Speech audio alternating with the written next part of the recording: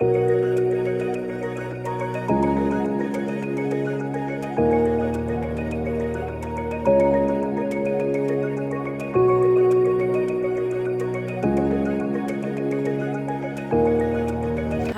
this is Proxidis Kageha Ala, an associate advocate at MMS Advocates LLP, and I'm here to speak to us about employment. So I'm with my colleague Ndirangu, who will be asking a few questions.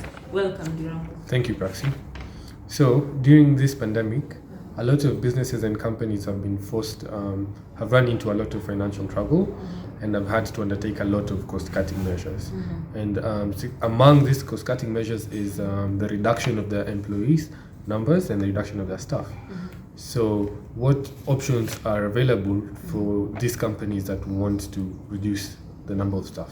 Well, employers have about 3 options. They could decide to conduct a redundancy or take advantage of the notice clause in their contracts of employment, and also they could decide to reach a compromise with the employees. Okay. Yes. Okay, so what are the procedures for all of these forms of termination? For redundancy, for the notice clause, and also for the agreement? And what are also the effects of not following these guidelines and procedures? Well, for redundancy, the employer has to give the employee notice, and where the employee is a member of a union, that union also needs to be given such notice that that employee is being declared redundant. As for compromise, well, this is about the employer and the employee reaching an agreement to suspend that contract of employment for a certain period of time until things get back to normal. And number 3, taking advantage of the notice clause. That's practically it. If the contract of employment says any party can terminate by giving 1 or 2 months notice, then the employer gives notice to the employee. Now, where procedure is not followed, then it is deemed to be an unfair termination. Now, just to mention one thing about the notice, as you give notice, the courts always demand that you give reason. Any notice of termination should bear a reason for the termination. Just don't give an empty notice. So yes. Okay, so what are the effects of not following the procedures for termination? Well, the effects of not following the procedure for termination is, of course, you give the employee an upper hand to approach the employment court for a case against the employer, a case for unfair termination, unfair and unlawful termination, for failure of following procedure. And of course, that would incur some cost implications on the employer, because then they would have to compensate the employee for unlawful termination. Okay, so now for these terminated employees, either through redundancy or through activation of the notice clause, do these employees have any sort of benefits that are due to them, or is the termination final? No, the termination is not final. There are a few factors that need to be considered when coming up with the terminal dues. One, if the employee has any unspent leave days, then they need to be compensated for that. And if the employee was not a member of any pension fund or pension scheme, then they need to be given gratuity, or what we commonly know as severance pay.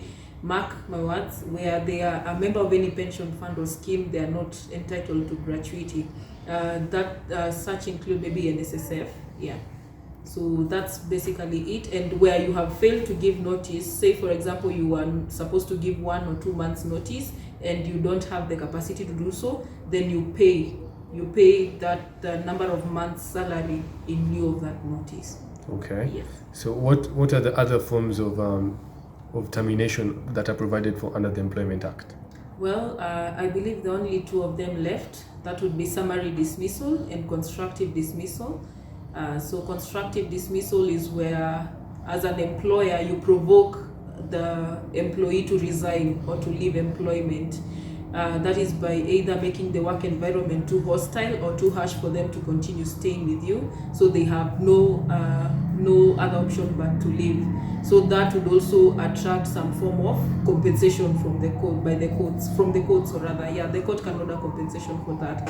And also we have summary dismissal. This is where an employee breaches any rules and regulations, or their conduct is not welcomed at work, or they misbehave at work, then you can dismiss them summarily. Yeah. Okay. So what are the procedures for dismissing an employee summarily?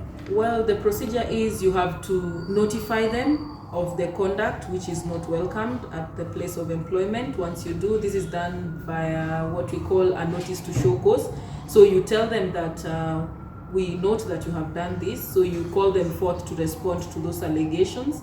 After they respond, you have to call them for a disciplinary hearing, and at the disciplinary hearing, they have a right to come with a representative. Let's just generally term them as a representative, because it could be a lawyer, a labor officer, or a fellow employee.